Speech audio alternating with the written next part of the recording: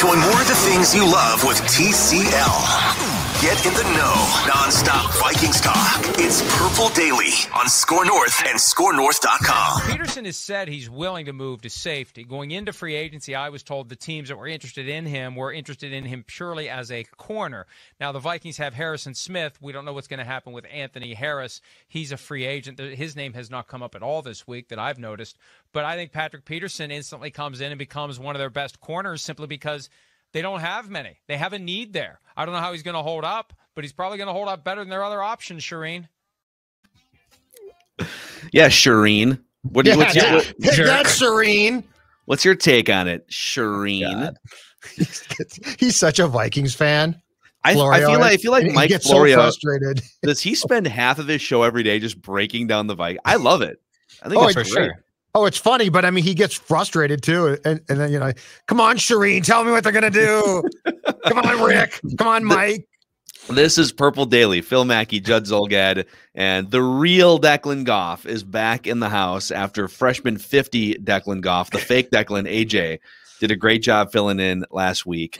I don't think it was a situation where he took your starting job here in the 11-man defense, but he did a good job stepping up, and he wasn't Dakota Dozier. Let's just put it that way. All right. You're Steve Hutchinson, but he wasn't Dakota Dozier. I mean, I think it was more like Matt Castle 11-5 situation, like he did what he was supposed to do, and there's maybe some bad luck against him, and he for some reason doesn't get in the postseason, but he's going to get paid and have a nice career afterwards. Are you saying that Mackey and Judd and Purple Daily we produce system producers? Yeah. System producers. You just plug any producer in and they just thrive. They just go 11-5. Alex Smith right here, you just let me check down. Let me check down. I won't make a mistake. I won't derail the show anymore, keyword, but I will do my job.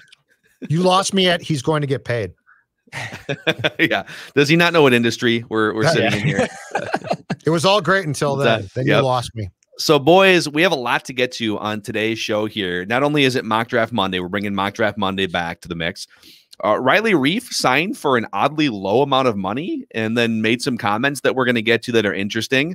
But the first thing we're going to do is help the Vikings fix the left side of their offensive line. Who is still available as the second week of free agency begins? We're going to go full meat and potatoes here in just a second, after we say hello to our friends at Corona Hard Seltzer. I'm sure Declan probably got his jaws into a couple seltzers this weekend, Corona Hard Seltzer style. So take it away, Declan. Boys, I have great news on Corona Hard Seltzer in the beautiful state that is North Carolina. So the first trip out of the airport, we went to the liquor store. Like the bags were still in the car. First trip with my brother Liam and I were right to the liquor store. The first thing I see is not the first Corona Hard Seltzer variety pack, but the elusive second that I have had trouble finding in Minnesota. Wow. The second Corona Hard variety pack, which features even better flavors like pineapple, strawberry, raspberry, and passion fruit. Oh, passion fruit. There is now 4 new, speaking of new guards, there are 4 new set of lines now to add to the Corona Hard Seltzer party, my friends. Wow. And it was damn good. It was damn good. So the Pure Beach vibes were in the deep of the heart of the South in beautiful Raleigh, North Carolina. This month and every month throughout the year, discover Corona Hard Seltzer, the only hard seltzer made with Pure Beach vibes, with a refreshing splash of fruit flavors such as tropical lime, mango, cherry, and blackberry lime. Corona Hard Seltzer is a tasty spiked sparkling water with a splash of natural fruit flavor that allows you to enjoy the moment. In each can, Corona Hard Seltzer has 0 carbs, 0 sugar, 90 calories, and is gluten-free.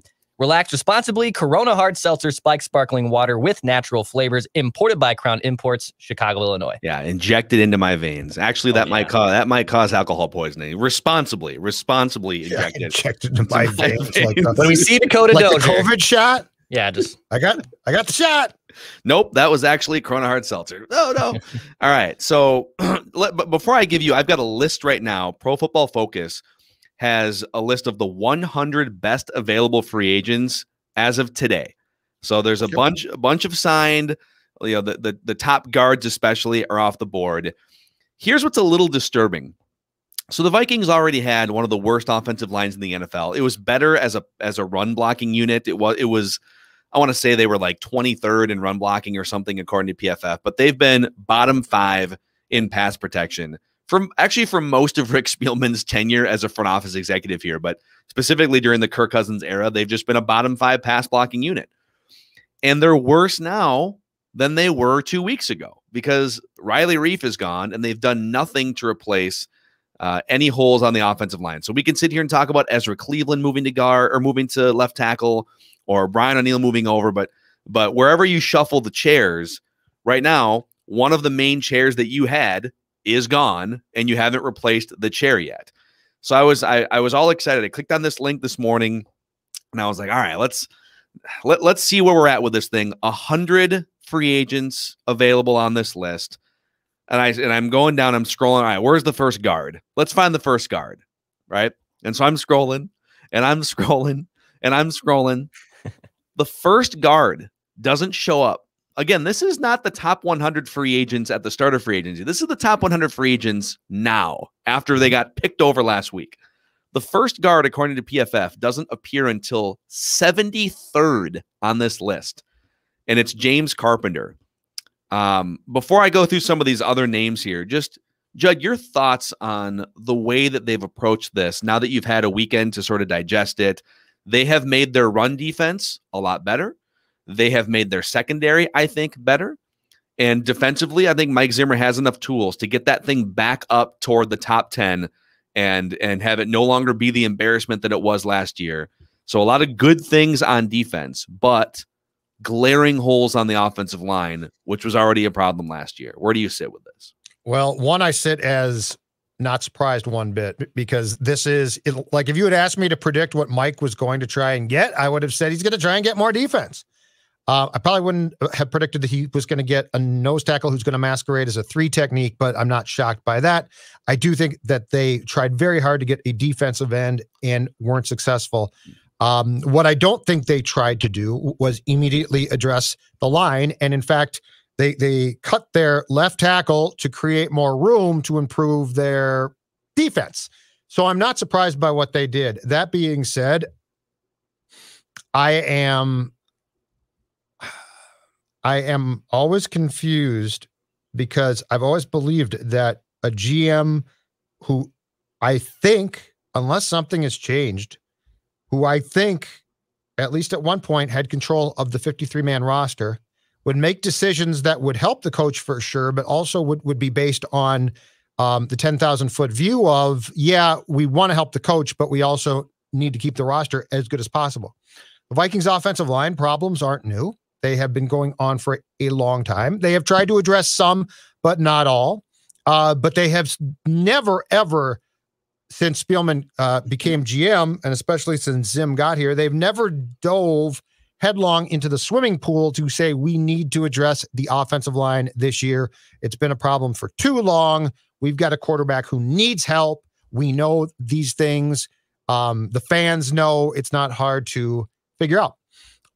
And so as we're talking here about, you know what? They might sign Forrest Lamp, okay, who's probably way down that list if he's on it. He's very low on it. Yeah. Okay. Yeah. They might sign Forrest Lamp, or they might draft a left tackle, or they might trade for Orlando Brown Jr., which might be a really good trade. But I guess my thought process now when it comes to the offensive line and the failure to improve it through the years is I'll believe it when I see it.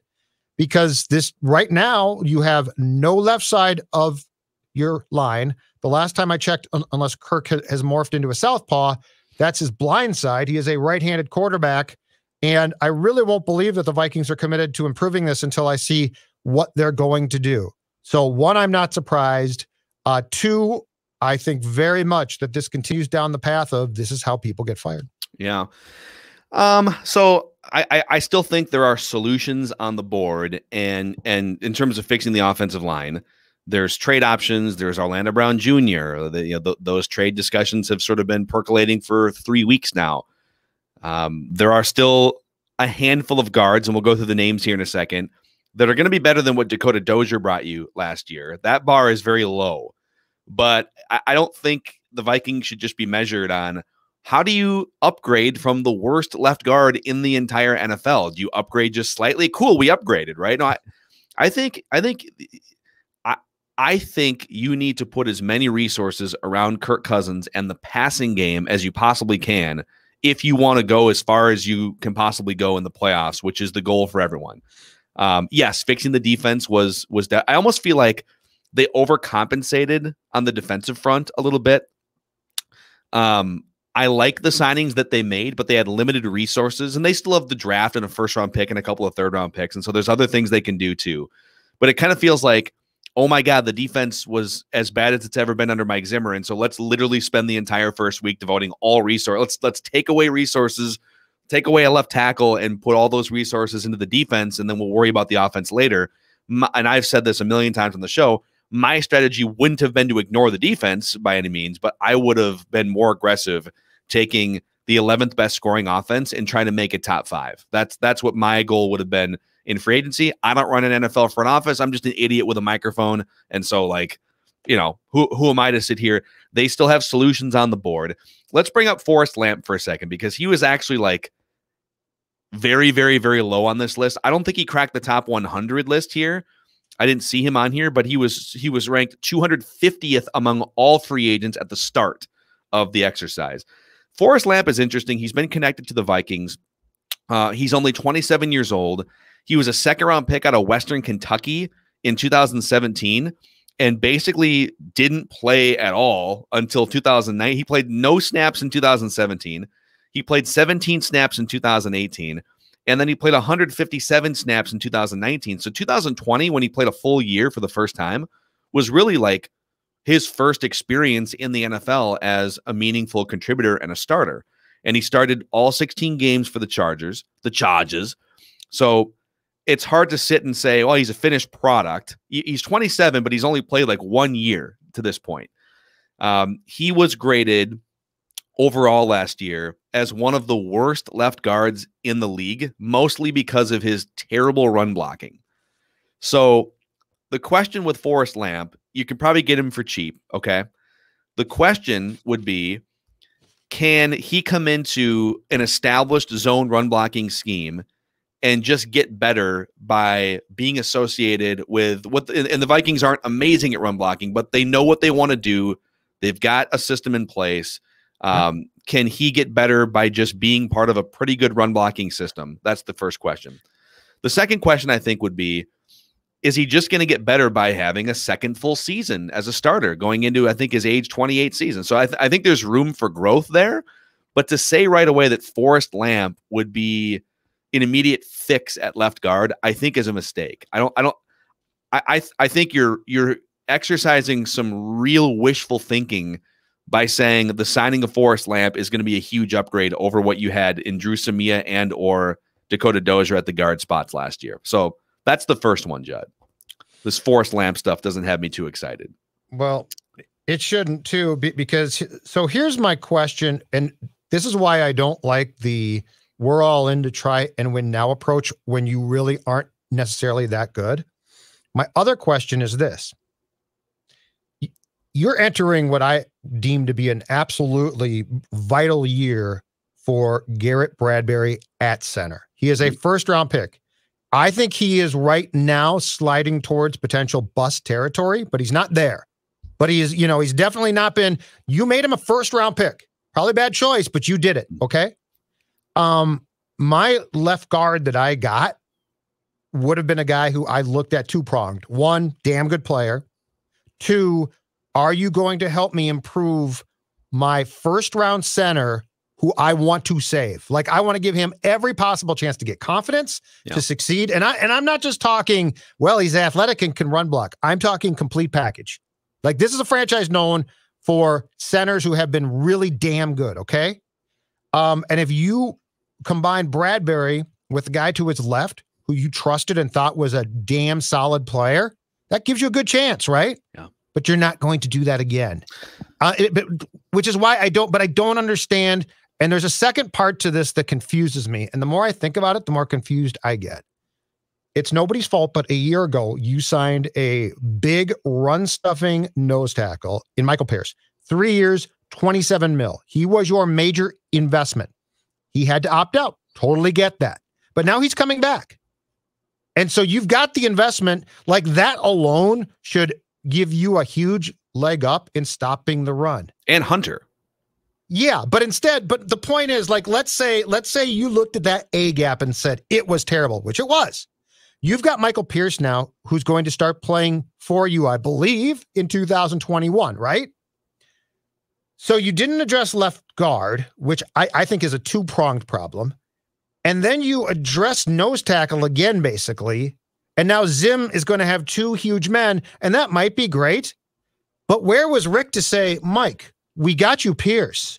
Like, this is going to help us stop the run a lot.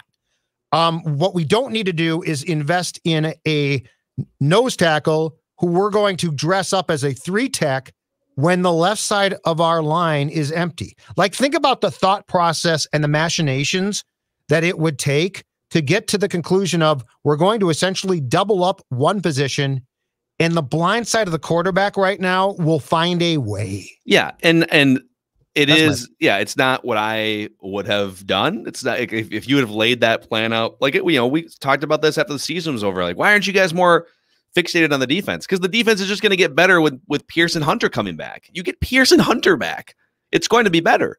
And so Barr, if he's so good, Barr's coming back. Sure, and Kendricks missed the whole last month of the season, and obviously the defense did not look at all competent with him gone.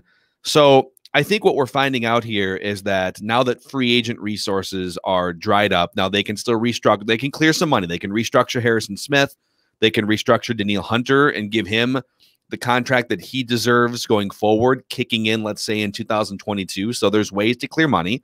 Obviously, you could have tapped your quarterback, but I think that would have happened by this point if they were going to do it, because the first wave of free agents would have been the group to, like, if you want a shot at Joe Thuney, then you would have taken from Kirk's contract a week ago, and they didn't do that. I think the big offensive line fixes, and again, we'll get to the names here, but the big offensive line fixes to me are going to have to come either with your first round draft pick, if you feel like there's somebody sitting there either at left tackle, or if Vera Tucker, the USC kid, is sitting there, you feel like he can be a left guard solution, first round pick, or, and this is the one that has not been successful as much for the Vikings in the last 10 to 15 years, development from within. Is there somebody from within that can get better through coaching and development and experience? Could they try Oli Udoh? Like, is there another person they could try, or is there someone that has failed to this point that they could develop? I'm serious. I mean, like, these are the things that they have to consider, because as I fly through these names, all right, James Carpenter is the top guard available in free agency right now, according to Pro Football Focus. He's the 73rd overall free agent of the guys remaining right now. The last 2 years for Carpenter looked like a lot. Looked a lot like his first two in the league when he was on his way to being viewed as a first-round draft bust.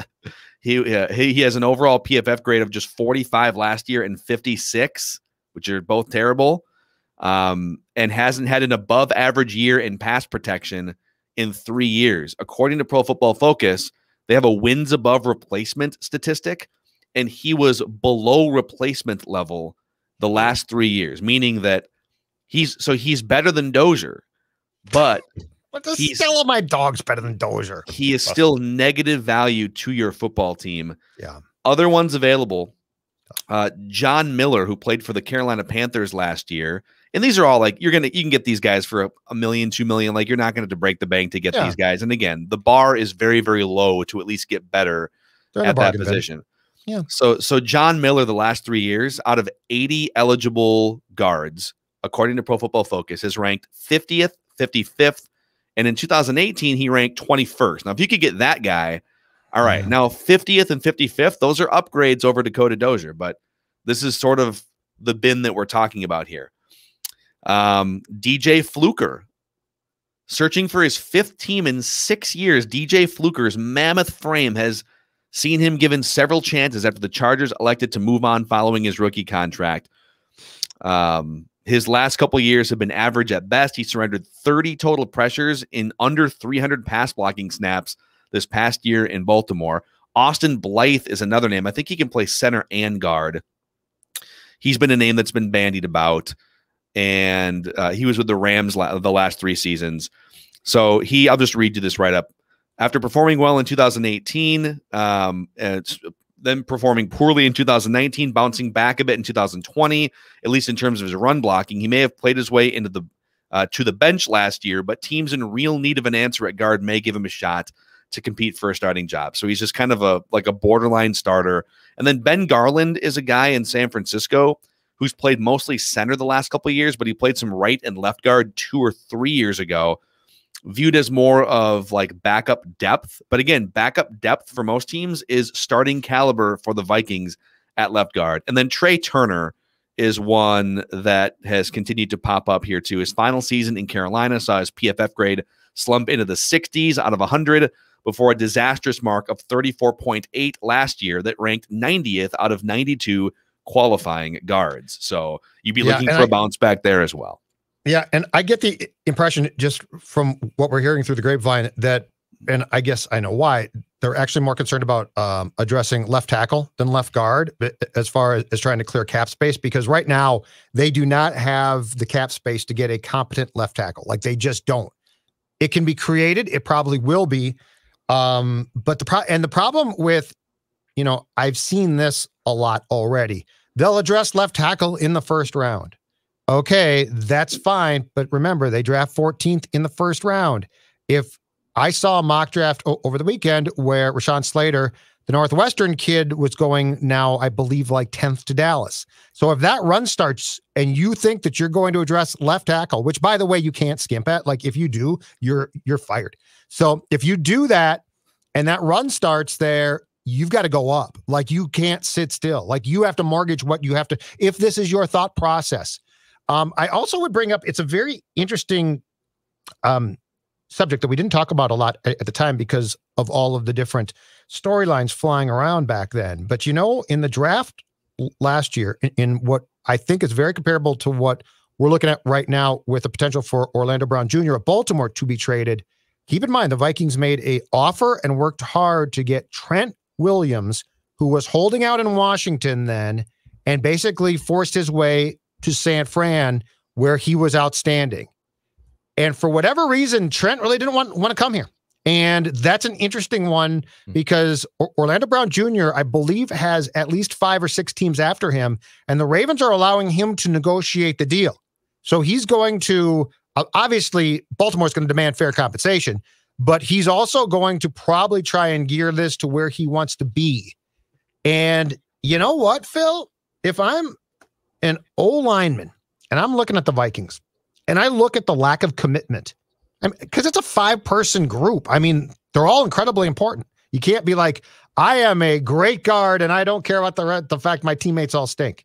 If I'm an O-lineman and I'm looking at how this team structures and sort of treats the mentality towards my position, I wouldn't blame people for saying, really? Like, there's some better teams that take more care of the position, that care more.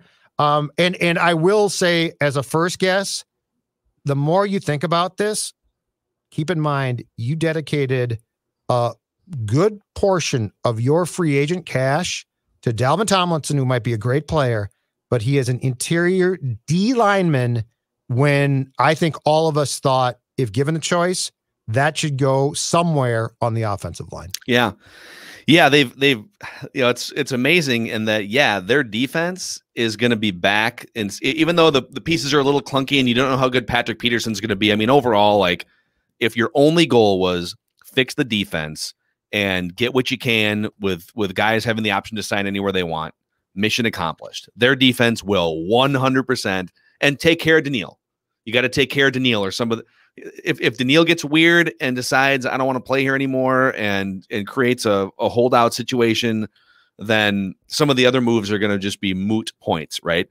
But if your only goal was to fix the defense, I think it's mission accomplished. It's for sure going to be a top half of the league defense, and I think it has potential if the pieces work right and Mike Zimmer can still innovate defensively.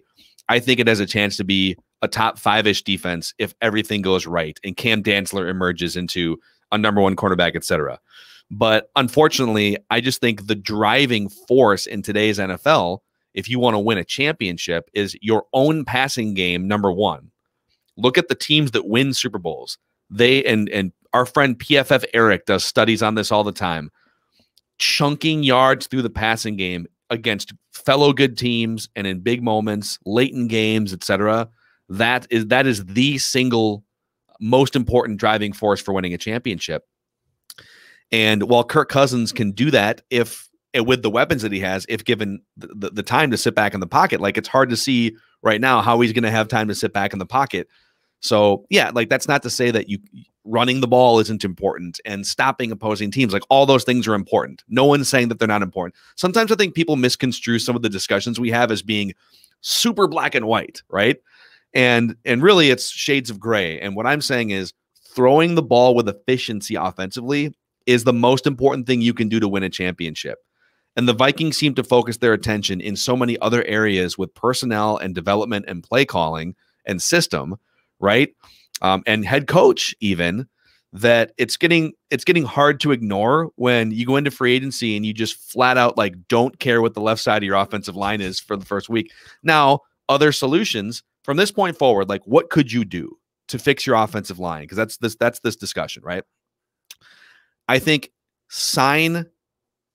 clear some room in free agency and sign somebody credible and better than Dakota Dozier to play left guard. Like that, to me, that's step one.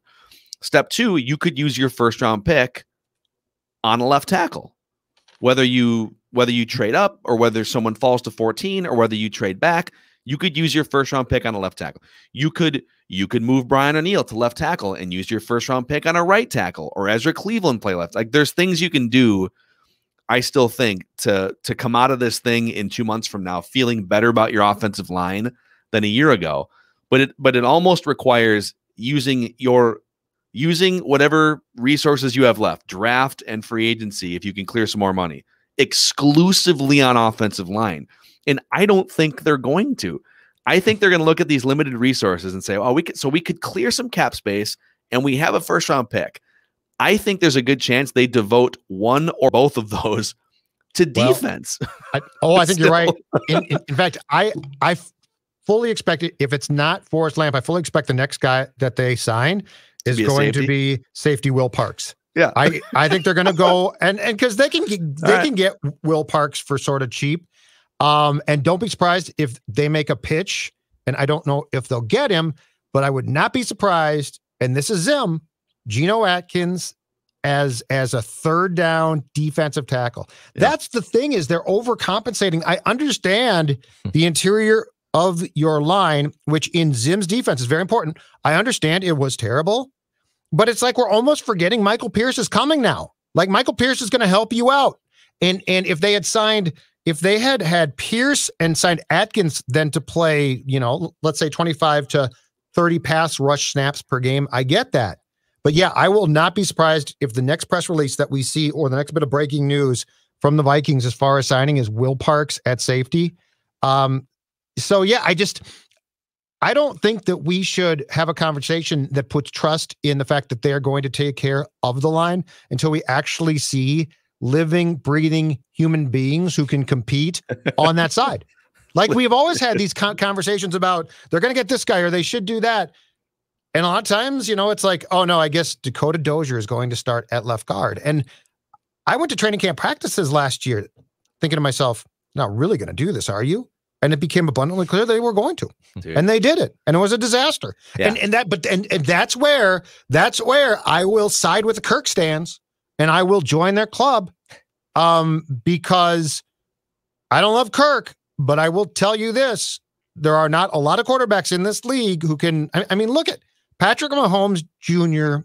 had a makeshift offensive line in the Super Bowl. Yeah. And look at what happened.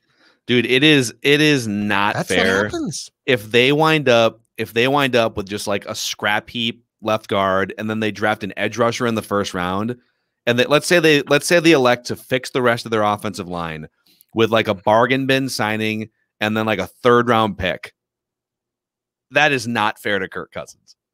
It is like he would have every right to be furious and to even demand his own trade. I don't think it's going to happen now, like this season, but he would have his own right to say after the season, guys, I don't want to renegotiate this last year with you. I just want to go somewhere else. Yeah. Somewhere that actually like values me, It's almost right now like they're saying, okay, don't restructure.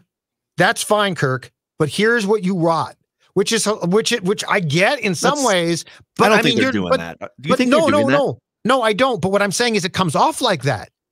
Like he's at home, unless he knows, to your point from before, unless they've told him something different. He's at home right now, looking at a depth chart that lacks people on the left side of the line. I don't think that they're doing it on purpose, but it comes off that way when we know, like, his weaknesses are so apparent by now. His strengths are too. And you're still going to let him, I mean, you're going to get to your chart, the 77th free agent guard left?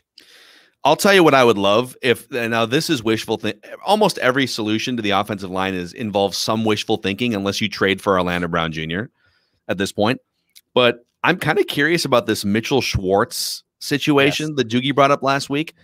The problem is he's coming off back surgery. And he's out. Yes. He's in his early 30s, and he's not going to be ready to sign until like May or June, is what Doogie said. I don't think you can get through the next 2 months and not know, to some extent, like what your offensive line is going to look like. I would also be interested still in a trade with Baltimore for Brown.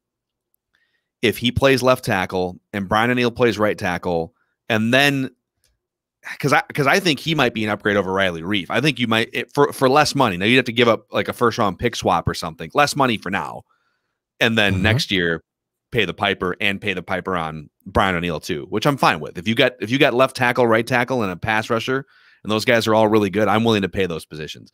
So there are still some solutions out there that make a lot of sense, but a lot of it's wishful thinking. Like Baltimore is going to have 6 other teams that want to trade for Orlando Brown Jr. Right. Mitchell Schwartz is going to be able to pick certain contenders that he would want to play with in the last few years of his career. So that's where free agency is tough, and relying on trades is tough, because if you get into a bid, if there's a guy who's a franchise, like a 25-year-old left tackle out there, we sit here and say, oh, it's a first round pick swap. Well, not if there's 5 teams involved. Now it's a straight up first round pick. Yep. Which I would still probably give up if it solved that problem. Real quick, this left guard meat and potatoes speculation and discussion is powered by our friends at Federated Mutual Insurance Company. So Federated's a great combination. They're a Minnesota-based company. They help business owners, and they support many of our local sports teams in the Twin Cities. They recently launched MyShield, the online client destination for risk management resources. They have resources to help give you peace of mind, to help you create risk management materials, anything you can think of when it comes to protecting your business. Federated is here to help with. Go to federatedinsurance.com or click on MyShield on their website to find out more information, and you can download the app as well. At Federated, it's our business to protect yours. Also, we're giving away $100 a day on the Score North app. If you haven't downloaded the Score North app, it's the one-stop shop hub for all of our Score North shows, for Judd's articles, for push notifications, for breaking news. So every day, the rest of this week, as part of our Pick Your Prize month, one person who opens the Score North app every day will win $100, and that person will also be entered to win a $10,000 prize pack from one of our 9 partners. Open the Score North app, register, enter Pick Your Prize contest through listener rewards. Our winner today is Nathaniel Tallage from St. Paul, Minnesota. Boom, he gets $100, and he's entered to win the $10,000 Pick Your Prize grand prize. Buy a guard, Nathaniel. Buy a guard. Do the smart thing. Don't buy a defensive tackle. Pitch into that signing bonus, Nathaniel. It's the right thing to do, damn it. Speaking of draft, you guys want to hop into a little mock draft Monday here? Little mock draft Monday. Yeah, we didn't get to this last week, did we? No, we didn't. Well, yeah, we purposely said let's put mock draft Monday off. Period. Yeah. So I've got for you guys a 3-round mock from ProFootballFocus.com.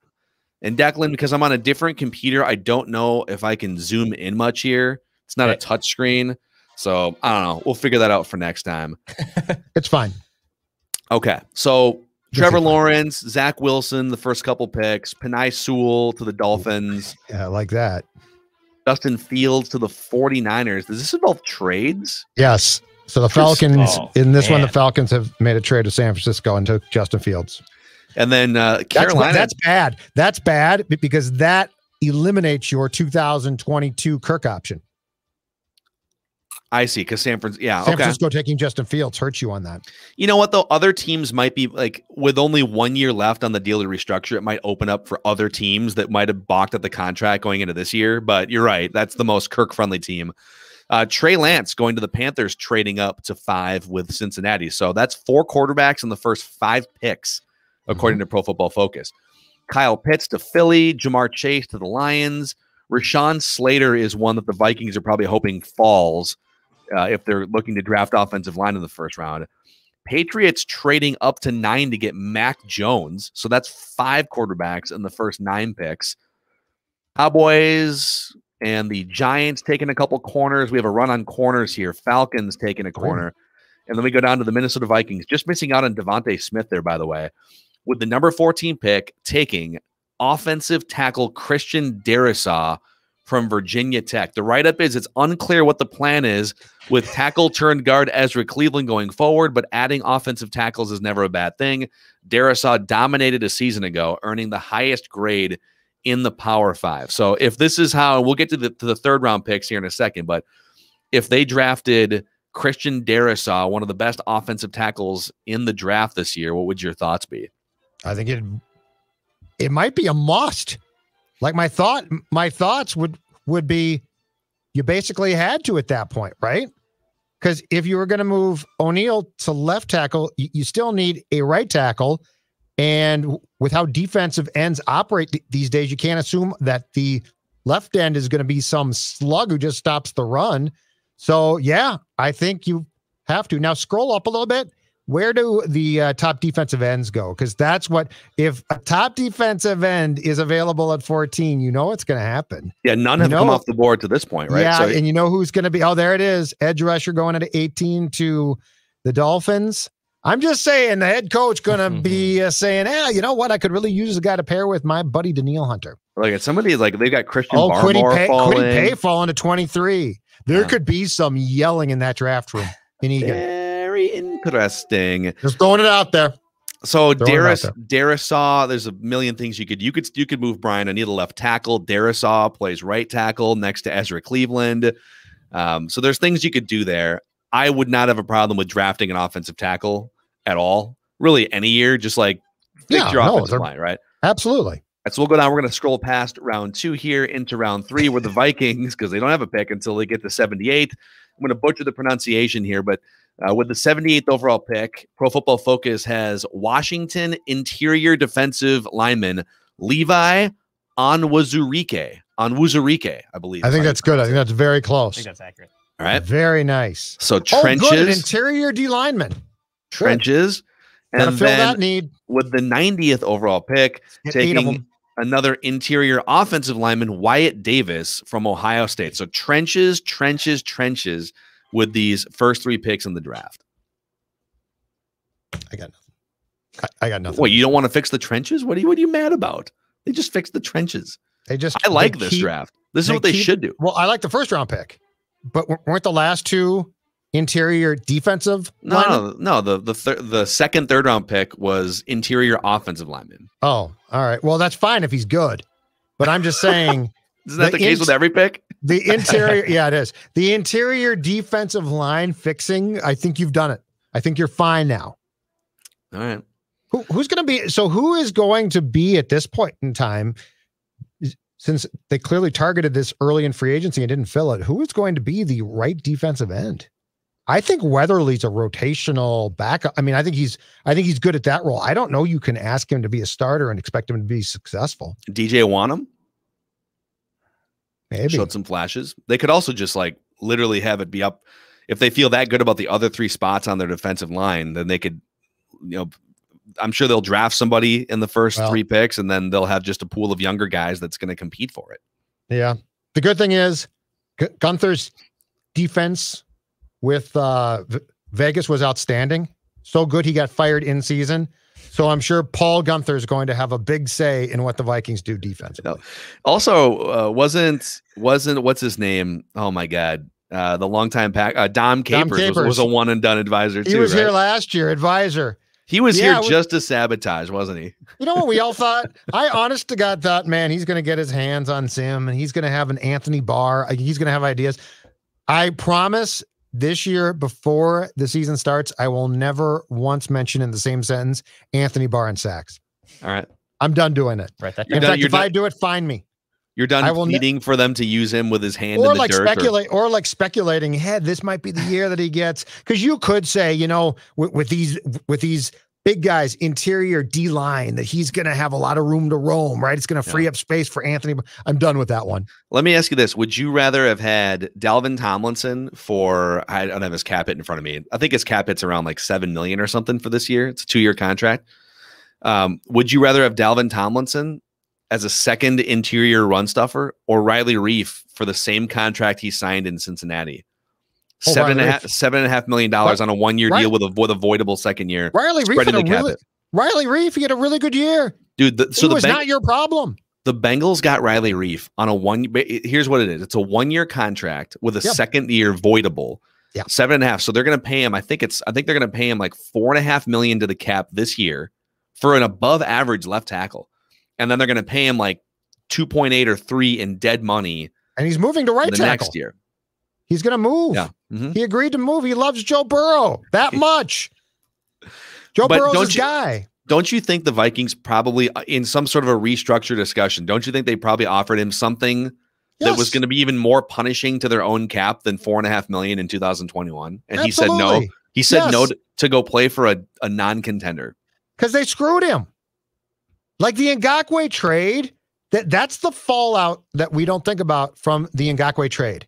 You literally called him in and screwed him and gave him no option. You can be cut. Oh, good. I'm going to go. It's a week before the season starts. He said, and then as the person in the tweet or email that they sent us last week points out, at the end of the season, you gave him the $1 million that he would have gotten, the extra mil, by playing in that last game at Detroit as like a goodwill gesture. It goes on your 2021 cap. And you thought to yourself, this will fix it. No, now you have $1 million flushed down the toilet for no reason. Yes, you never should have rewarded him. Once you screwed him completely, you're done. Dude. Anyway. So, by the way, the running tally, we're keeping track of all the mock drafts we do on this show. We're not doing like the universe of mock drafts, but on the mock drafts we do on this show as Mock Draft Monday and Midweek Mock. So far, Elijah Vera Tucker, the interior offensive lineman, he can actually pretty much play everything but center, it sounds like, from USC. And Christian Barmore, the defensive tackle from Alabama, are the ones that pop up the most, each 4 times. Kwity Paye twice. And then all kinds of other guys have popped up once, including Christian Darrisaw today.